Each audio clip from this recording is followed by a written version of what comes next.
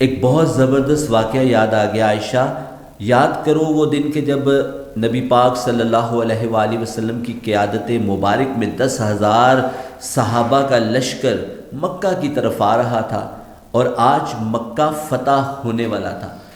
عاجزی کا یہ عالم تھا کہ فاتح عالم اور اس پوری کائنات کے فاتح نبی پاک صلی اللہ علیہ وآلہ وسلم کا سر مبارک اونٹ کی کوہان تک لگ رہا تھا۔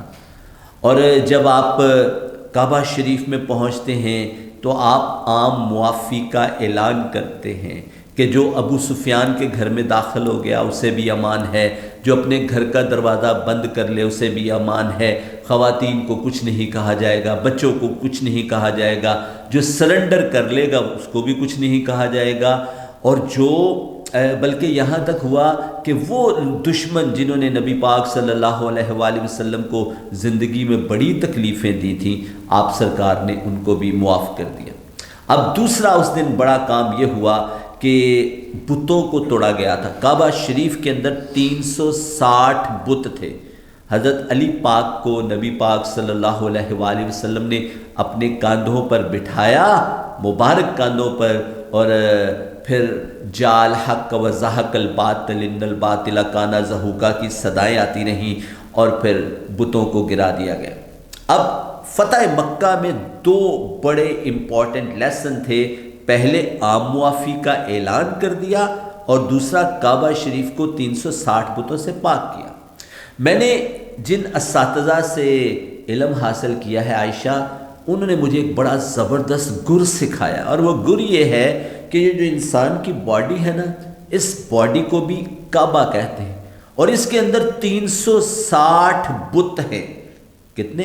360 بت۔ کہیں برادری کا بت ہے، کہیں زبان لسانیت کا بت ہے، کہیں وطنیت کا بت ہے، کہیں گورے رنگ کا بت ہے، کہیں آواز کا بت ہے، کہیں برادریوں کے بت ہے، پتہ نہیں کون، کہیں علم کا بت ہے، کہیں 4 جماعتوں کا بت ہے، کہیں پیسے کا بت ہے۔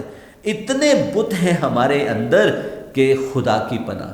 اب آپ نے اس کعبے کو اگر تسخیر کرنا ہے تو سب سے پہلا کام آپ یہ کریں گے کہ آپ عام معافی کا اعلان کریں گے۔ بہت مشکل کام ہے۔ وہ لوگ جنہوں نے آپ کو تکلیفیں دی ہوں زندگی میں، جنہوں نے آپ کا برا چاہا ہو، جنہوں نے آپ کو چکر دیے ہوں، جنہوں نے آپ کے راستے میں رکاوٹیں پیدا کیے ہوں، جنہوں نے آپ کے والدین کو تکلیفیں دی ہوں، آپ ان کو کیسے معاف کر سکتے ہیں؟ لیکن اگر آپ اپنے کعبے کو، اپنے اندر کے کعبے کو صاف کرنا چاہتے ہیں تو ان کو معاف کریں، اللہ کی رضا کے لیے ان کو معاف کریں۔ آپ اللہ سے کہیں یا اللہ میں نے ان کو معاف کیا، تو بھی ان کو معاف کر۔ اور دوسرا، جن لوگوں کو آپ نے چکر دیے ہیں، جن کو آپ نے تنگ کیا ہے، جن کو آپ نے تکلیفیں دی ہیں، ان سے معافی مانگیں، معاف کر دیں، معافی مانگیں۔ جب آپ معاف کر دیں گے، جب آپ معافی مانگ لیں گے تو یقین کریں آپ کے دل کا کعبہ صاف ہو جائے گا۔